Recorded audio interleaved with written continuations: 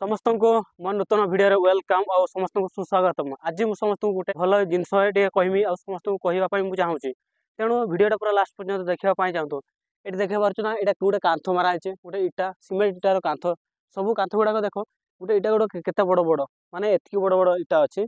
तो से इटा गुड़ाक मैंने गोटे भी पिलर ना पूरा एठू लंबा पर्यंत तार कांथ अच्छी किंतु ये गोटे इंजीनियर माइंड खटे जहाँकि बालांस करके रखीचे सेटा हूँ देख जो गोटे बड़ ग्रेड बीमटा पकईन से ग्रेड बीमटा सबू इटा को संभाड़ा तार गोटे गोटे पिलर लगी था किंतु ये गोटे देख ये मझे गोटे लगाई देख गोटे बेस भाया न्यूट्राल भाया ये न्यूट्राल नहीं से पिलर भाया कम कै और ये बड़ जगह डिस्टेंस अच्छे ये पूरा भल भल भाव से स्टेमिना दे था तेणु पूरा एत उच्चार कांथटे कराई जो मैंने साधारण भाव में साइड पाचेरी दवाई चाहूँ ना एप्लाय करूँ कौन प्रकार मझीर पिलर दवाई पड़ो ना। वीडियो जो भल लगी